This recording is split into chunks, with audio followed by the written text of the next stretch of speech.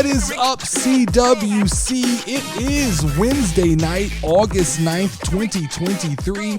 This is the Casual Wrestling Show, the #1 rated pro wrestling podcast meant specifically for casual wrestling fans. I am your host, the Notorious NerdyD, and if you could do me a quick favor, take a second to hit the like button if you are on YouTube, or leave us a 5-star review on your favorite podcast network. That would be much appreciated tonight. Lots to talk about. There's an injury bug going around. The IWC told me that Brock Lesnar is officially retired, and I will give you my way too early payback predictions. But first, let's talk some smack.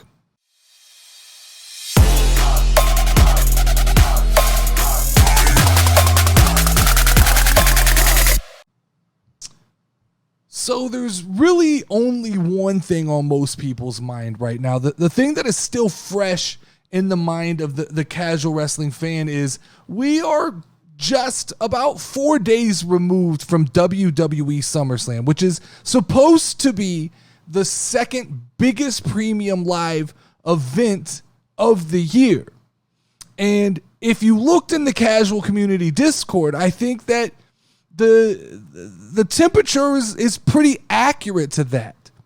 This is one of those rare times, I think, where I'm about to speak up, and I might be speaking despite the community, but I've told y'all guys a million times, I'm going to speak my truth when I get on this microphone. So one thing that I've seen going around the internet, and I've seen a question being asked by certain people, was, where does SummerSlam rank amongst the other premium live events of the year?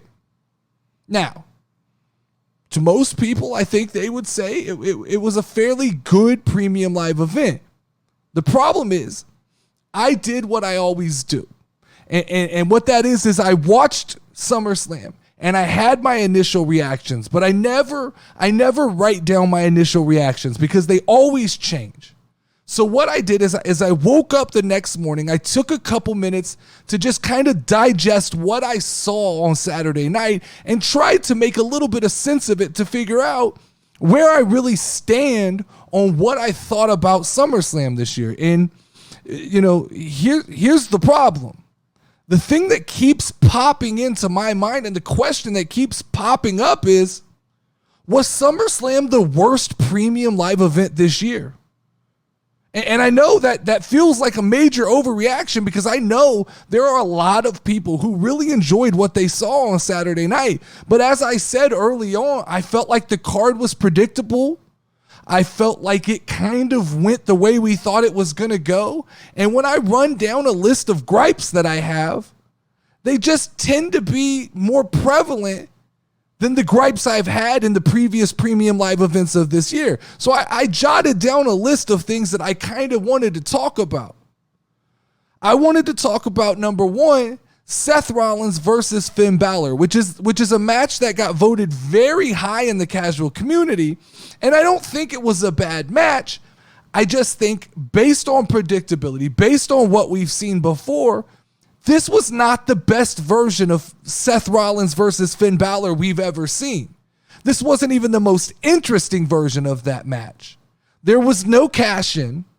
There was no build-up towards tension between Damian and Seth Rollins. What we got was kind of this mismatched clusterfuck of Damian and Finn beginning to turn on each other, but it wasn't as satisfying as I thought it was going to be. And I asked the question during the premium live event. I asked the Casual Wrestling Discord, I said, why doesn't Finn Balor rock the demon outfit more often? And it's the same answer that I always get from people when I ask this question, and it is that, well, Finn has gone on record saying he doesn't want to overuse the demon character, which I don't understand. And then someone told me it takes Finn a long time to get into character. Once again, I don't understand. Like, when I see Finn Balor in demon makeup and I see Finn Balor outside of some just optical differences, I don't see a ton of personality change. Maybe that's just me. Maybe I'm too casual to recognize. But I think that this match was primed for Demon Finn Balor. This was supposed to be Finn's get back. This was built as being the one that Finn can't win. And so, we all went into this thing expecting Finn to win this match and Damian to either cash in or tease a cash in. But instead, what we walked out of here was, I guess we're supposed to just believe Finn Balor's not the guy who can get it done. And I think that there are elements in that type of storytelling that don't necessarily make for a satisfied result. I didn't leave SummerSlam thinking, I get it. People rate that match high. I just left with a little bit of a sour taste in my mouth. So then we move on to no Randy Orton, no Bray Wyatt, no Rock, no Rikishi, no Elders, nothing. The biggest surprise of the night was the return of Omos, and I don't understand who that was for. Maybe I've asked this question before, but is there a group of WWE fans who clamor for Omos? Is there a group of people that when Omos' song went off, they got excited for who came out? I don't believe that group exists. Maybe it does. Maybe it's young children. I don't know. I just don't see it. I don't see people getting excited. But that was your big surprise. We were rumored that even Kairi Sane was supposed to come back, but that didn't even come to fruition. So no Randy Orton, no Brock Lesnar, no Bray Wyatt, no Rock, and no Rikishi, no Elders, nothing. No surprises. Well, that's a pretty deep step down from what we got last year, which was a night full of surprises. Then we gotta talk about Logan Paul versus Ricochet, another match that it seemed like the internet, IWC and casual included, were generously optimistic about. I thought this was going to be an absolute train wreck. Instead, it was exactly opposite of what I thought it was, and it was the most tame, unexciting match that you could possibly get out of Ricochet. It was completely safe. It was completely, which is, I have no problem with that, except for the fact that the last 3 weeks, Logan Paul kept looking into a camera and telling us this is going to be the most viral match that you've ever seen in WWE. And it didn't live up to that standard. It wasn't even the most viral match of the night. It didn't even have the biggest moments of the night. It was a safe match. It was a decent match, but it wasn't really a SummerSlam worthy match. I don't think that Logan underperformed. I don't think that Ricochet underperformed. I just don't think, I think it goes a little bit to say that Logan Paul by himself is not going to move the numbers. He's not going to move the needle. Logan's got to be in there with Roman. He's got to be in there with Seth. He's got to be in there with guys who can make something happen, who work a certain style, but he's not going to be, he could do one or two big exciting things, but he's not going to give you 10 to 15 minutes of viral moments. It's just, that's the reality. There was no Becky Lynch. There was no Sami Zayn. We got very minimal appearances by Rhea Ripley and Dominic Mysterio. These are your hottest superstars on your roster, and they just weren't featured heavily. I thought that Drew McIntyre, while I don't think he looked bad, I think that him losing to Gunther made him look weak for somebody that you protected for so long to just come in and basically be handled by Gunther, no problem, no interference, nothing.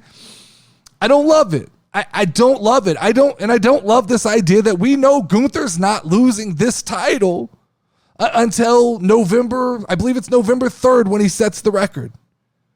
So you got guys like Chad Gable who's next in line, but what does that mean? He's just next in line to lose. I don't love that either. And then my biggest gripe of all of SummerSlam is the fact that we were sold on these spectacles We were told that Logan and Ricochet was going to be the most viral match of all time. We were told that Ronda and Shayna was going to be fought under MMA rules. We were told that Cody and Brock didn't need a stipulation. We were told that Roman and Jay was a tribal combat match. And do you know what all of that meant? Absolutely dog shit. It didn't mean anything. The most viral match of all time was just another match. The MMA rules match made absolutely no sense. It was not fought under MMA rules. It was just fought under the worst pacing of all time. The fact that the ref stopped the match to check on Shayna Baszler, I don't know who watches and doesn't watch MMA inside of WWE, but that's not how that happens. Cody versus Brock was sold to us as a match that didn't need a stipulation. Then Cody Rhodes picks up a set of stairs, smacks Brock Lesnar in the face, and the referee just doesn't call for disqualification. That's an insult to our intelligence as wrestling fans.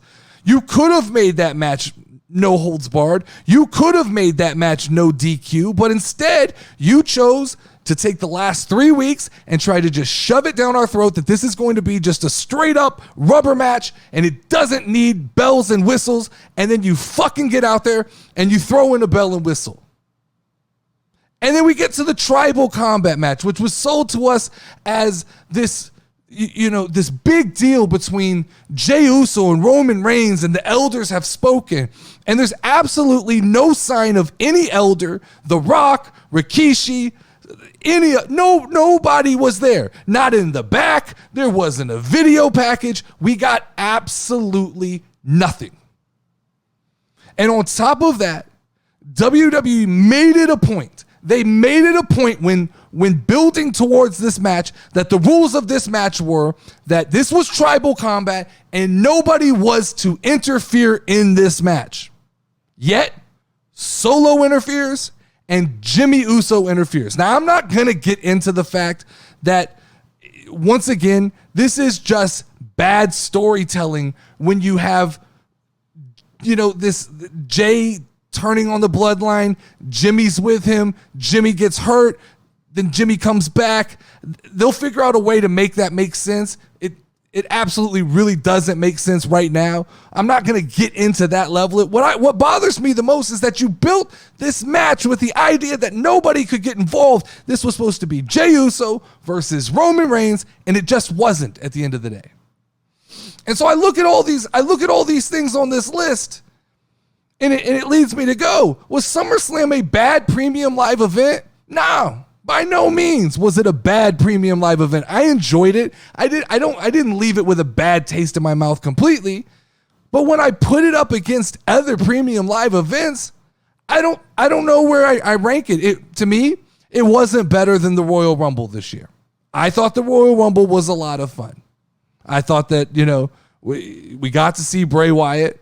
Whether it was, kind of a stupid match, it was still a big moment. Cody won the Rumble. We got Alexa versus Bianca. I just thought that had more kind of oomph to me than SummerSlam.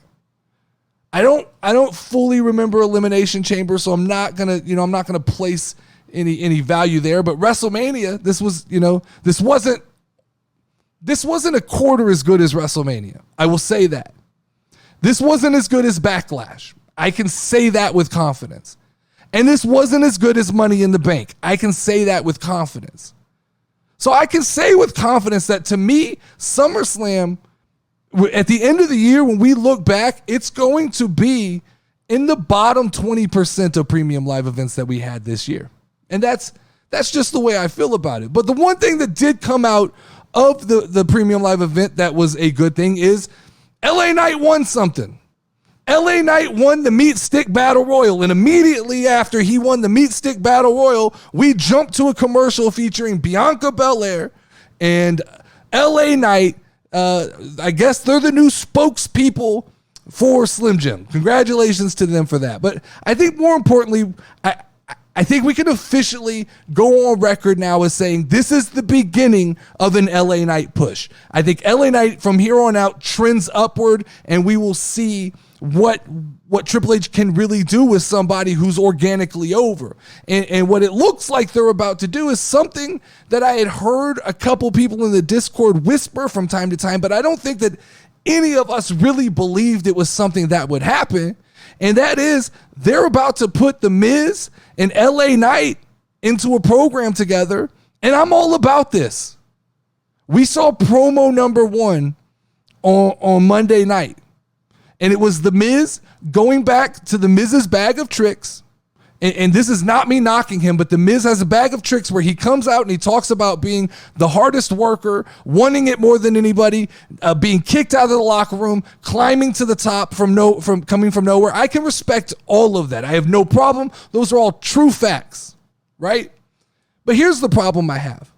When you go onto the internet and you start looking at how people are viewing this feud, the IWC is just so beaten down by AEW that every thread, every Twitter, everything is just people asking who won that promo battle.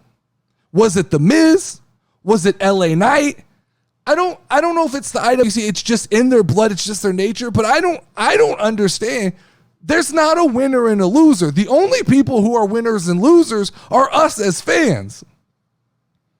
Look, The Miz cut a hell of a promo. He had LA Knight stumbling for a minute. Now, LA Knight recovered, and he came back and cut a hell of a promo. The only people who win is us as fans. That's it. I don't think either one of these guys is out to get each other. They have a common goal, and that is to possibly be the best feud of the year, which I think they are set up to contend for. So I don't get this IWC mentality that we have to walk out of a promo and go, person A won, person B lost. I think we just got a 10 out of 10 promo. That's what we got. We just got two guys who went in there and showed they're two of the best on the microphone. Now, one subtle thing that happened, this is the LA Knight face turn. Miz is going to be the heel that can push LA Knight into the good graces of the fans and allow him to still be the edgy LA Knight, but work as a babyface. So you have to shout out Miz for that.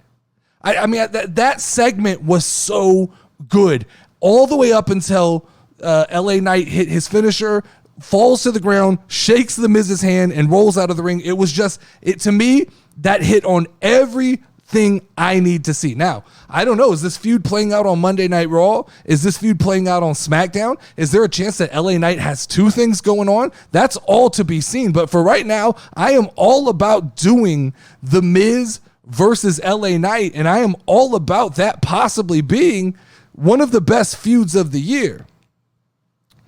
I did see a couple people say, they were talking about The Miz, and they were talking about when The Miz is put into moments where he can thrive, there's honestly nobody, I don't want to say nobody better, but he's as good as any name you want to throw up against him on the roster. When The Miz is put in the correct position, he shines.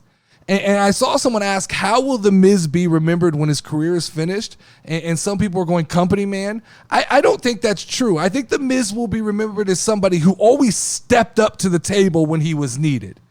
He's a guy that was able to work. Not a lot of guys can work that B and C program and then turn around and when it's time to go A level, step up and hit it out the park. That's where The Miz is going to be remembered for, is a guy who could work on every level of the business.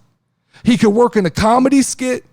He could work, building up a younger talent, or he can get in the ring with a superstar and go toe to toe. I think that is probably where The Miz will be most remembered.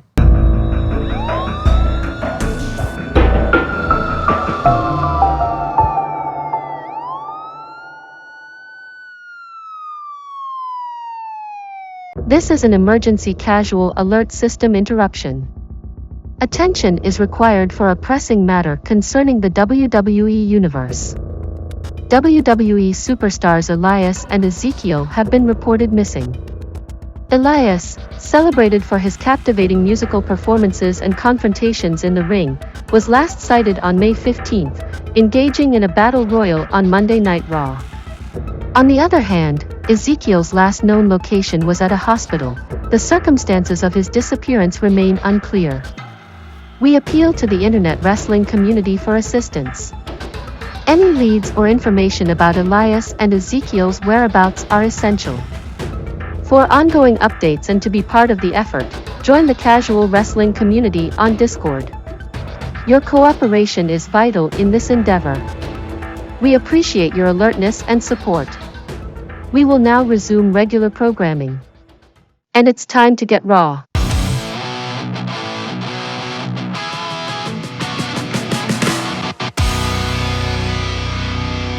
Good Monday Night Raw this week. It was definitely another solid Monday Night Raw this week. There was a few things unexpected that I didn't see coming, a few subliminal shots from certain people, but key things that we should talk about on Monday Night Raw this week, I think, are, and I touched on this a little bit earlier, the Intercontinental Championship right now is essentially anybody who becomes the number one contender for that title, that is a consolation prize. And that led me down a rabbit hole the other day of thinking, is there a benefit to a wrestler's career to be put in a title match knowing they're going to lose that match? And who I'm talking about here is Chad Gable, because Gable went and won the Fatal 4-Way on Monday Night Raw to become the next number one contender for the Intercontinental Championship and get a shot at Gunther, which we all know at this point, Gunther's not losing the title until post-November 3rd. I believe I wrote it down. I think it's November 3rd when he becomes the longest reigning Intercontinental Champion of all time. And so that's the question I kind of pose is it a consolation prize? Is there a benefit? Does it push your career forward? For someone like Chad Gable, someone who is definitely a fan favorite, but he doesn't have the accomplishments to back up the amount of support he gets from the WWE universe. I would say well liked within the IWC and the casual communities. You really can't find anybody who says a bad thing about Chad Gable. So Chad Gable goes into his hometown of Minneapolis. He wins a Fatal 4-Way. He's the number one contender for the Intercontinental Championship. But we all know the truth is he's walking into a snake pit. He's walking into a match he can't win. And so it becomes this weird question that has to be answered is, how does this benefit Chad Gable? And I don't know that I have the answer. It's more a question that I just like to ask. I don't know. I don't know if that's a benefit. We had subliminal messaging from Becky Lynch with her lemonade. At first, I had no clue what that was. And to be honest with you, it annoyed me at first because I thought this is just Becky doing another one of her, over-the-top things that get crowd reactions. Then I dug into a little bit, and apparently, I'll play this clip right here. You have to make strategic decisions. Sometimes those decisions aren't going to make everybody happy. Sometimes people are going to have to take the lemons and make lemonade. Right? It just is what it is. But again, rather see them have a bigger platform at another time than a smaller platform at a bigger time. To me, that makes more sense, and that's where I would rather see it. And in that clip, Triple H is basically saying that certain wrestlers are going to have to learn to make lemonade out of lemons because of the situations they're put in. I don't know that I necessarily agree with Triple H when it comes to that statement for the simple fact that I think Becky Lynch, number one of your biggest superstars on your card, one of your biggest draws within your company. She's still top 10. She's still a top 10 draw in the company. And so for her to be left off that card is not, it has nothing to do with her ability to draw. It has nothing to do with her talent level. It has to do with the fact that you like to bring in celebrities for these big events to get the big headlines, and you continue to punish your main roster talent because of that. There's no doubt in my mind Becky Lynch is a higher performer than Ricochet and Logan Paul.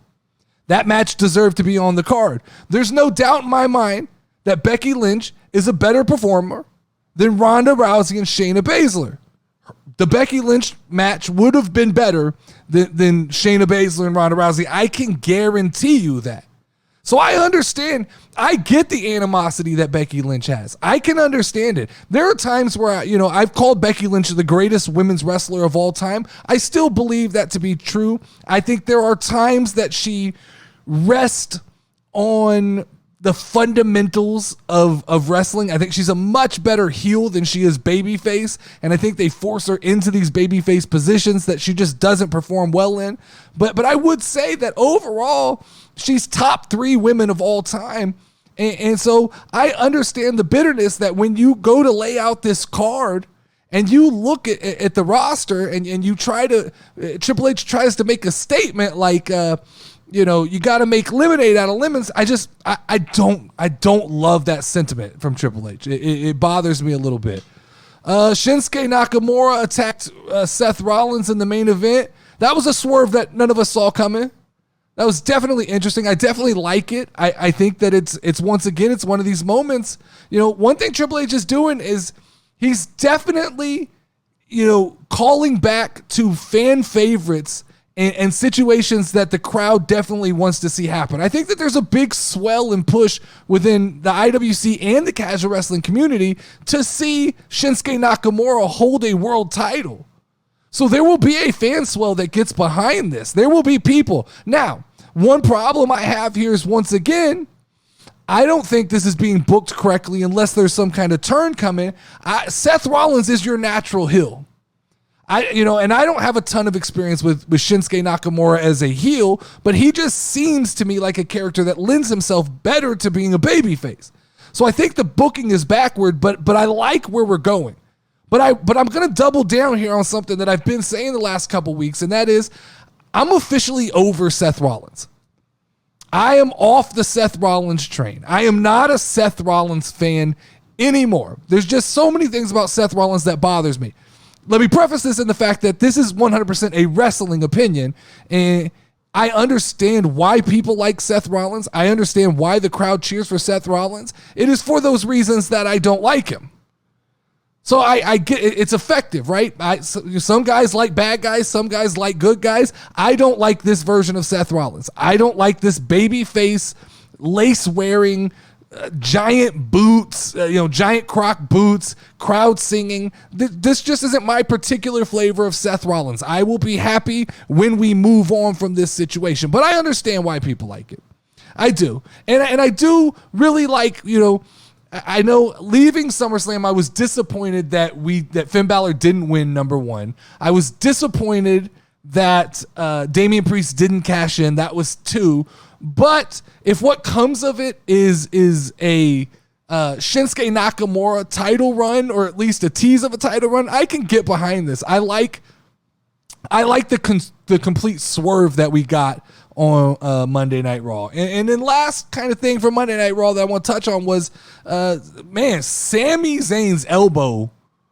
There's something wrong with his elbow. And I'm reading it's possibly the same injury that John Cena had a few years back, but something definitely doesn't look right with that elbow. And that leads me to kind of the first major topic I wanted to talk about during Let's Get Raw, and that is, the injury bug has been bad to WWE the last 2 years. We have to talk about all of these superstars who are injured right now. I mean, you've got Sami Zayn, you've got Kevin Owens, you've got Sonya Deville. There's rumors that Roman Reigns has some kind of injury, and these are all major players within the company. These aren't just, these just aren't enhancement talent. These are your face of your company. And so this puts WWE into a very strange situation in the fact of, what do you do when all of your champions are injured superstars? Your tag team champions, Sami Zayn and Kevin Owens, are unable to perform. Sonya Deville, one half of the women's champions, is unable to perform. Now, we don't know about Roman Reigns. It's easy to hide Roman Reigns, so I'm not worried there. But what do? Do you start stripping people of titles? I think you have to at a certain point. I think, I maybe do you create some kind of clause where tag team champions can enact a new partner? Because I like Chelsea Green, and I think it's unfortunate for Chelsea Green that right when she kind of reaches the tip of this mountain, all of a sudden Sonya Deville can't go. And Chelsea Green's definitely the A side of that tag team. So you could insert somebody else into that tag team and continue to do exactly what you've been doing with Chelsea Green. So, there's a plethora of ways you can go. It'll just be interesting to see how WWE chooses to navigate this situation with so many main roster players under just different little bumps and bruises and injuries. Transitioning out of that, though, let's talk about Big E, because we got some Big E news this week. We found out that Big E has been instructed that it would be best for his health if he never wrestled again. That's sad news to hear. It's definitely not what you want to hear as a wrestler, but this got me thinking, Big E had a solid career. I think you can make an argument for Big E that he's part of one of the greatest factions of all time. And I would make the argument, if it's me, he is part of the greatest tag team of all time. I think New Day is the greatest tag team of all time. I think the Usos are on there. You could go back in time. But as for me, I think the New Day are the greatest tag team of all time. But that led me to thinking, what happens when somebody like Big E gets injured? Why can't he just, continue on as a manager? Why can't he continue on with New Day in a non-physical capacity? And we're going to talk about managers a little later in the show, but I don't see the doom and gloom in this that some people see. I think that there are positions, I know they're talking about transitioning him to color commentary, but I think even before you do that, you just had the New Day return. You just had Kofi and Xavier come out. Why not stick him in there with a microphone and let him just be in a non-bump position? In a non-physical position. I think that works. And I think that you can still use his effectiveness as a personality. But when you look at the WWE roster in its entirety in the last 2 years, man, I mean, there are a lot of injuries that have hindered, the ability for WWE to function at the top, at the top of its power, whatever you want to call it, power structure. Randy Orton, Sami Zayn, Kevin Owens, Sonya Deville, possibly Roman Reigns, Liv Morgan, Big E, Dakota Kai, Braun Strowman, and, air quotes on Bray Wyatt. We don't know what's going on, but we assume something's wrong with him. That's a roster in itself right there, guys.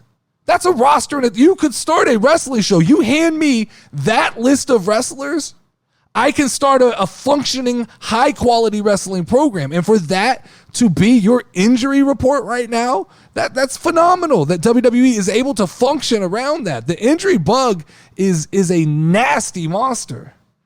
But someone who's not injured but possibly taking time off, this past week I've seen the IWC spark up with the speculation that SummerSlam was either Brock Lesnar's last match or that Brock Lesnar will be gone for the foreseeable future. So all over the internet, the IWC is spouting off, and I don't know where they get this information, but the IWC is spouting off that Brock Lesnar is not scheduled to wrestle again until WrestleMania season, which I guess that's January. I mean, that seems pretty par for Brock. Brock's been around a lot longer than he normally is. And now that he's wrapped up this thing with Cody, I don't really know where you go with Brock after that.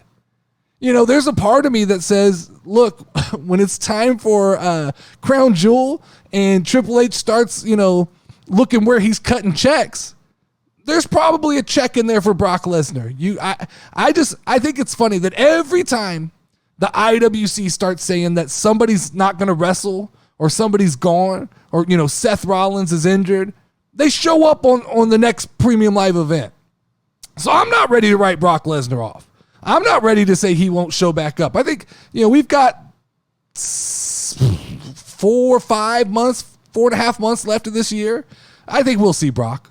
I think we see Brock before January. I really do. You're telling me he's not going to pop up on some card, that they're not going to need him. The next guy who gets hot that needs somebody to fight, you're not going to see him. I I don't believe that. But the other rumor that I'm seeing float around is that Brock Lesnar is set to return around WrestleMania for a possible retirement match.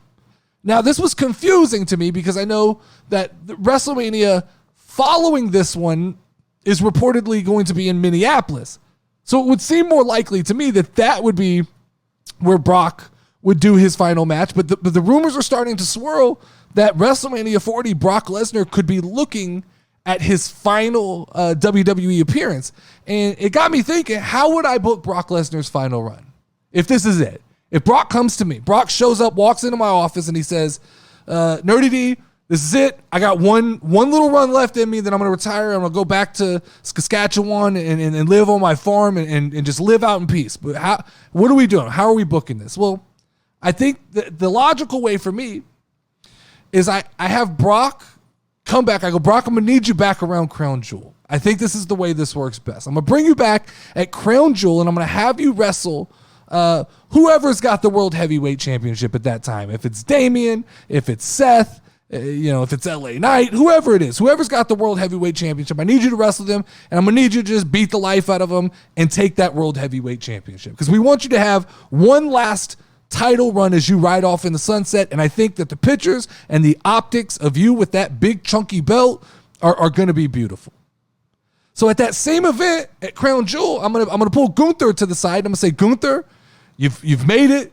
You're the longest reigning Intercontinental Champion of all time. It's time for you to drop this belt. You're going to drop it. You know what? We're going to let Drew get his get back here. Drew's going to beat you at Crown Jewel.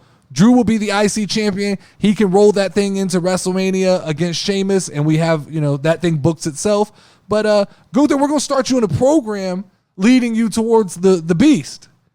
So then come Royal Rumble time, I have Gunther win the Royal Rumble this year. Last year, he was the longest participant. This year, he goes over the top, and he actually wins the Royal Rumble, setting up a World Heavyweight Championship match between Gunther and Brock Lesnar at WrestleMania.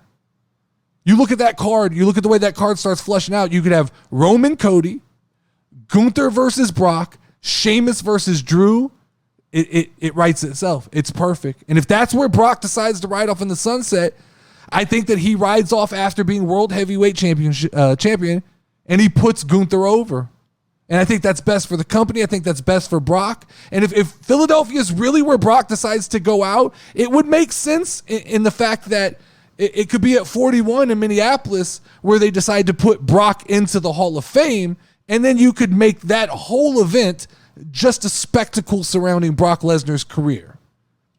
That makes sense to me. I actually think that works. But there's another side of me deeper down that thinks, yeah, okay, Brock loses at WrestleMania. He rides off into the sunset. He comes back at 41 in not his hometown, but where he's from, in Minneapolis.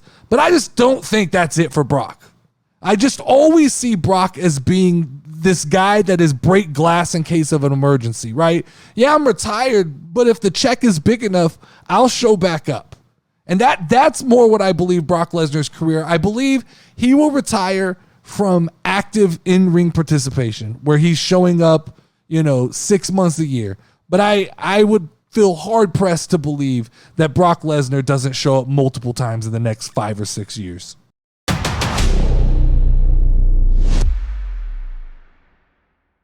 Hey, Dustin, it's Tony from AEW. I've been thinking about that Riddle trade I texted you about.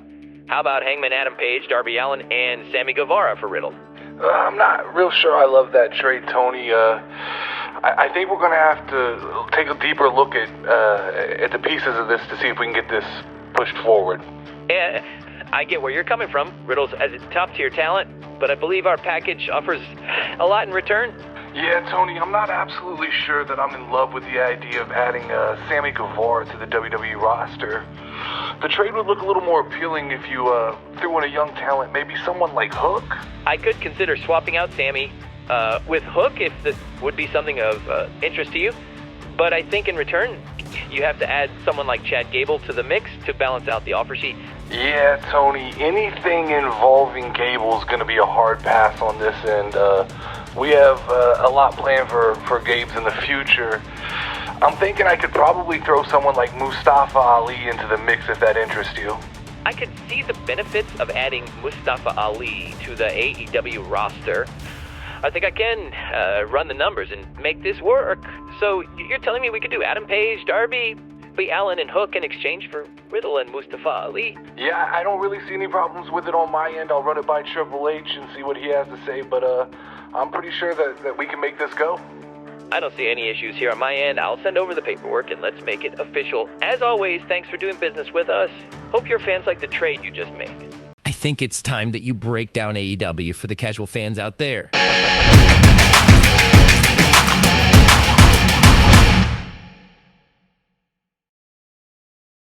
All right, let's talk some AEW for casual fans.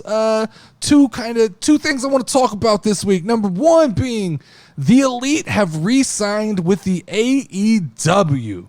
And they have made it known all over social media how tough of a decision this was and how they contemplated back and forth and they were just, they were in shambles and they thought WWE is where they needed to go, but then ultimately they returned home. Fuck you guys. WWE dodged a bullet. These guys are assholes. I mean, these guys are pieces of shit. And I used to want to give them the benefit of the doubt, but the Elite are just they're just assholes. I cannot stand them.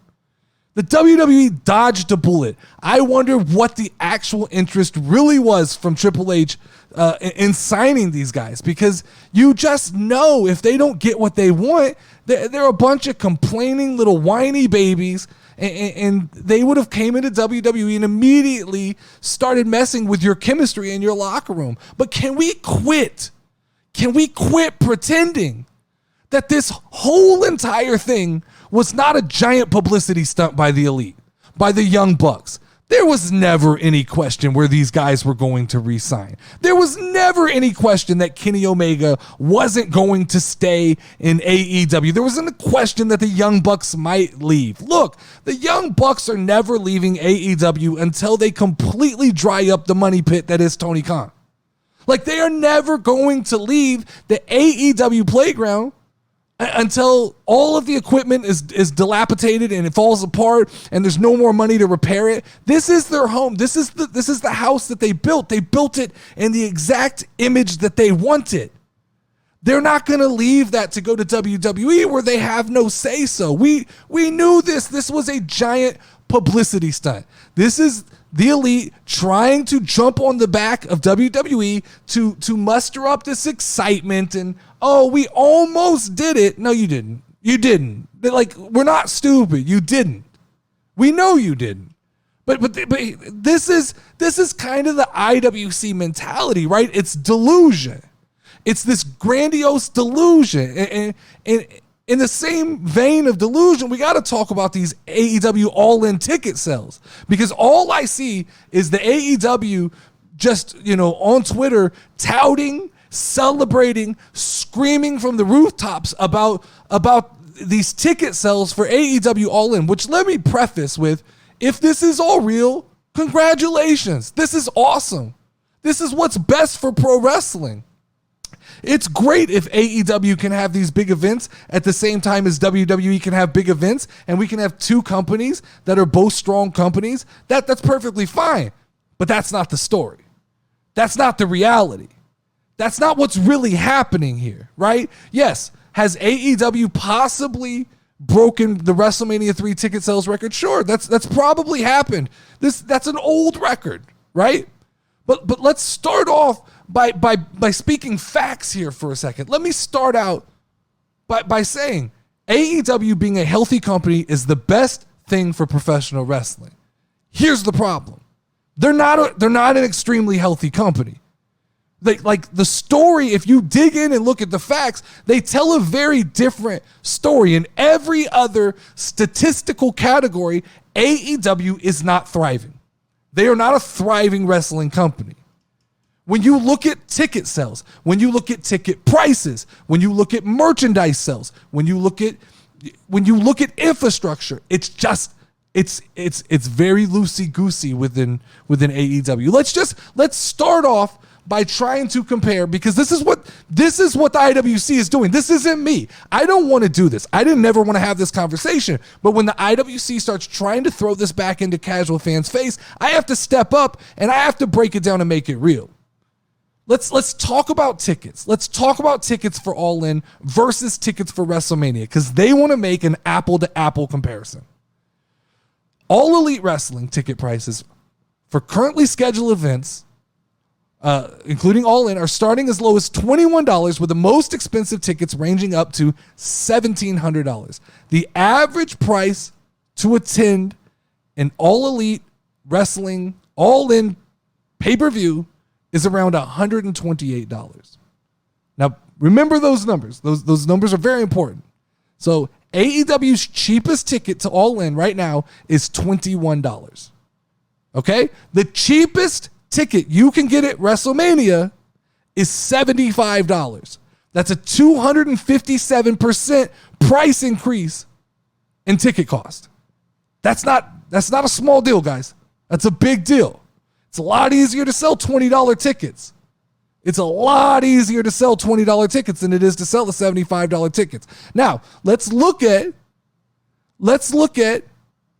AEW Dynamite, the flagship 2-hour show of AEW, versus WWE SmackDown, the flagship 2-hour show of WWE. Right now, AEW Dynamite is averaging around 800 to 900,000 views a week. Okay? WWE, 2,248,000 views a week. This isn't equal. We got to stop. IWC, you got to stop. Tony Khan, you got to stop pretending like these numbers are equal. Sure, you're about to sell out one show. That is phenomenal. But one show doesn't fix a hole in a boat. You know, and you have a hole in your boat because these numbers are trending down. Collision just saw its worst numbers that it's seen in its lifespan. I get it was up against SummerSlam, but you chose to put it there. You chose to put that show there thinking you could, eat into some of that WWE audience, and obviously you can't. But 894,000 against 2,248,000, that's a glaring difference. And you guys get upset. The IWC gets upset when Triple H says AEW is a secondary company.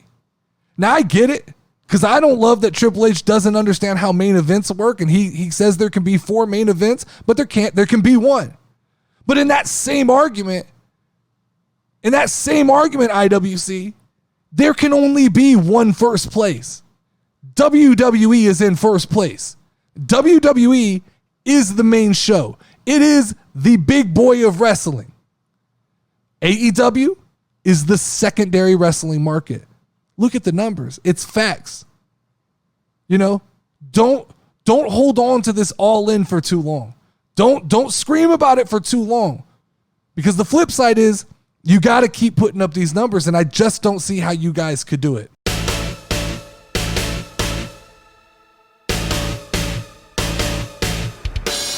Roman Reigns versus Kenny Omega. Who has the better ring gear? Roman Reigns. Who has better microphone skills? Kenny Omega. Who sells better? Kenny Omega. Who is the better baby face? Kenny Omega. Who is the better wrestler? Kenny Omega. Who is a better storyteller? Roman Reigns. Who is the better character?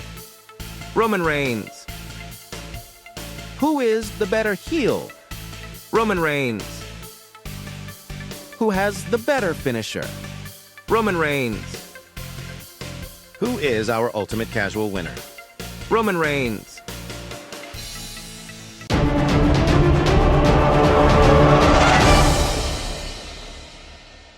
All right, this This is the part of the show where I discuss the best of what I've seen in the casual wrestling community Discord, the dirt sheets, and the wild world of wrestling forums. And in true WWE fashion, I am allowed to have as many main events as I want because fuck it, words don't have meaning anymore. There are 4 main events on my card this week, starting with DJ Wavy D asked the question, do you think the art of being a good manager is being lost in the wrestling nowadays? Of course, we have guys like Paul Heyman, MVP, and the legends that AEW brings in as managers, but I don't see too many young managers in the business right now that I think are on or can be on the level of a Paul or an MVP. We need more mouthpieces for some of these great talents who can talk. Agree. Or who can't talk. Agree. 100%. It's a problem, man. Nobody aspires to be a manager. Nobody sees the art in being a manager. Everybody wants to be the guy in the ring, and it's just not plausible. There are a lot of guys who wrestle right now who are better on a microphone than they are in the ring and would make a better manager. That's just fact. There's probably a lot of guys on indie circuits that would make hellacious managers, but they just hold on to that dream for too long. Nobody aspires to be a manager anymore. Nobody sees the value in a Vicky Guerrero, even though they're invaluable, right? Somebody who can come out and just with one excuse me, can completely set the crowd on fire, right? No one sees the benefit of a Paul Heyman who with just simple facial expressions or slight just playfulness of words can get an entire stadium to react, to turn on somebody, right? Nobody sees how MVP can dictate a crowd's perception of people. It just doesn't happen anymore. Nobody aspires to be a manager. And you ask the question, right? How many stars right now could be elevated in the company if they just had a manager, somebody who could talk for them?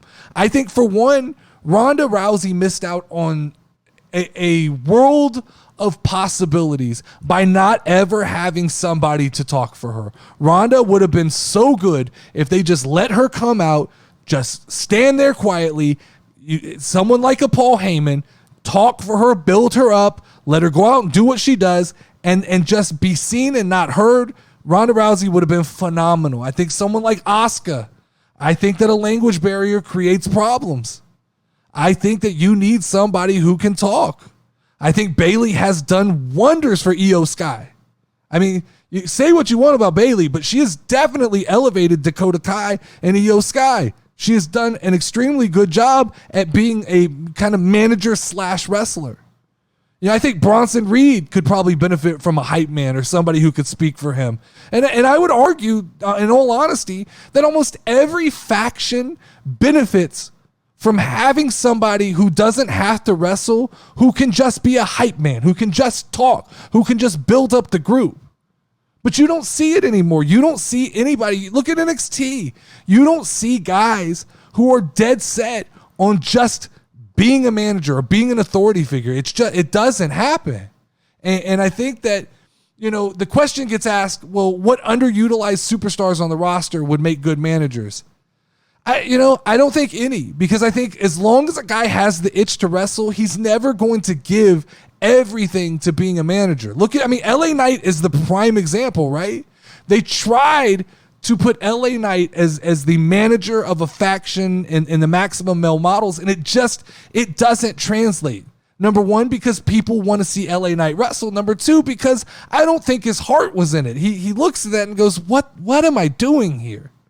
You know, I think outside of, I talked about Big E earlier, I think Big E could work, but that's only because, you know, if you try to wrestle, you could get permanently injured, or you could hang it up and still hang out with your buddies and just be a mouthpiece. I think that works, but I don't think that any active wrestler is actually aspiring to be a manager. Like, look at Jinder Mahal. They've tried that a couple weeks and then they just disappeared. It obviously doesn't stick. They can't keep the momentum off of those things. I'm going to give you some way too early payback predictions. Let's try to guess the card here. I think we get LA Knight and Miz. I think that makes sense. I think we get Jimmy versus Jay. I think that makes sense. I think we could pretty much book that Seth and Shinsuke is going to be a thing. That's 3. I'm going to give you 7. I'm going to go out on a limb here. I think we might get Cody Rhodes versus Damian Priest. I think that could make sense. A little back and forth between those two could work. I'm going to give you Gunther versus Gable because we know that's got to happen. Rhea versus Raquel, I think, should happen. And then my outside long shot is OC versus the Street Business. But I'm gonna throw a little modifier in here, and I get bonus points if this comes to be. I think it could be OC versus Street Business, but I think it could be OC with Michin against Street Business with Bianca Belair. Go ahead and book that. Let's go. Let's get into our SummerSlam final casual ratings. So I asked you guys to throw out ratings for the matches at SummerSlam, and I have a final tally here. Ricochet versus Logan Paul did a 2.7 out of 5. It's not bad. That's about, it's a little over average. Brock versus Cody also did a 2.7 out of 5. The Battle Royal did a 2.6 out of 5. Our least favorite match of the night here was Shayna versus Ronda with a 1.2. It's going to be tough to beat that. I really do believe it is going to be tough for us as a community to beat a 1.2. There's not very many matches that I feel that poorly about, and that was definitely, I think, worth a 1.2. Gunther versus Sheamus got a 3 out of 5. Seth Rollins versus Finn Balor got a 3.7 out of 5. Interesting enough, that got voted match of the night inside of the community. There was a second little option to pick match of the night. Even though it didn't score the highest, it left perception that was match of the night. Bianca, Asuka, Charlotte, a 4.1 out of 5. That was our highest rated match. And Roman Reigns versus Jey Uso got a 4 out of 5. The community match of the night, like I said, was Seth versus Finn.